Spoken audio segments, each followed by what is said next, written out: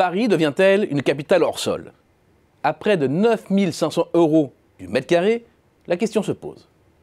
Elle se pose d'abord en comparaison avec les 5 villes françaises les plus peuplées.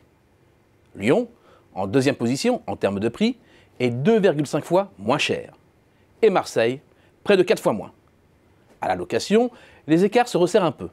Mais avec un loyer mensuel de 889 € pour un 35 mètres carrés par exemple, Paris reste globalement 2 fois plus cher que les autres grandes villes de province.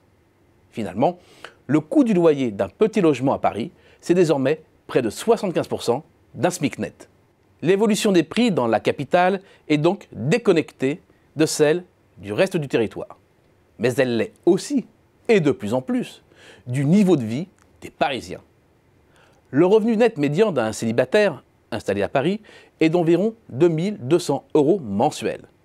À 9 300 € le mètre carré, un petit appartement de 35 mètres carrés revient donc à 325 500 €, soit l'équivalent de plus de 12 ans de revenus. Un couple avec 2 enfants, voulant disposer de 80 mètres carrés, déboursera près de 745 000 €, l'équivalent de 13 ans et demi du revenu du ménage. Ces chiffres sont très proches de ceux calculés par la banque suisse UBS. Selon leurs estimations, un salarié parisien qualifié du tertiaire doit consacrer 14 années de salaire pour acheter un 60 mètres carrés. Seules 2 villes, parmi les 20 métropoles analysées, se retrouvent devant la capitale française. Hong Kong, 22 ans, et Londres, 15 ans. Ce faisant, Paris est la ville la moins abordable d'Europe continentale, si l'on s'en réfère aux revenus de ses habitants, devant Amsterdam, Munich, Genève ou Milan.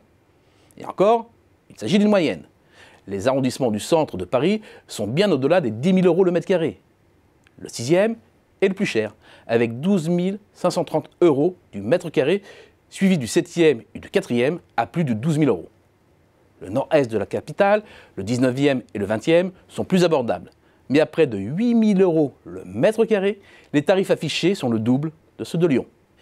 Et loin de se cantonner aux seuls arrondissements les plus aisés, les hausses de prix les plus fortes se concentrent désormais, principalement, là où les prix sont les plus faibles, comme dans le 18e, le 19e et le 20e.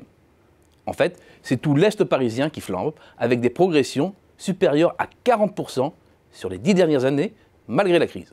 Si bien que le rapport entre l'arrondissement le plus et le moins cher est tombé à un plus bas niveau depuis 18 ans, à 1,6 contre près de 2,5 au début des années 2000.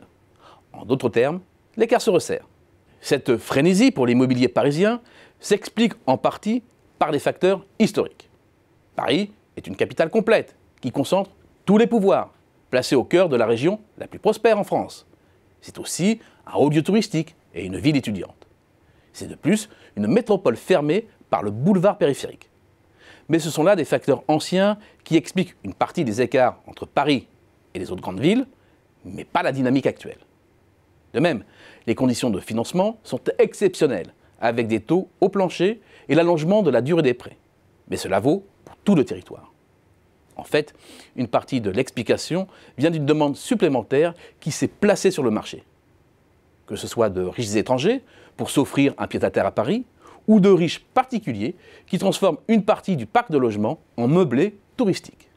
Logements vacants, résidences secondaires, logements occasionnels ont augmenté de 30 000 unités sur les 5 dernières années, l'équivalent de 2,2 % du parc. Quand l'offre est saturée, il y a de quoi faire flamber le marché. D'autant plus qu'en face, les dernières équipes municipales ont toutes refusé la verticalité pour construire plus. Le bilan est là, les prix sont devenus prohibitifs pour les classes modestes et moyennes, en dehors du parc social. C'est d'ailleurs bien pourquoi les entreprises parisiennes ont les pires difficultés à recruter certains profils, et que les temps de transport ne cessent de s'allonger pour une grande partie des personnes travaillant dans Paris et contraintes d'habiter ailleurs.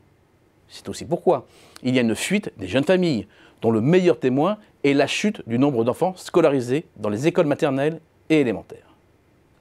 De hausse en hausse, le marché de l'immobilier fait de Paris une ville hors sol et participe à une gentrification de la capitale.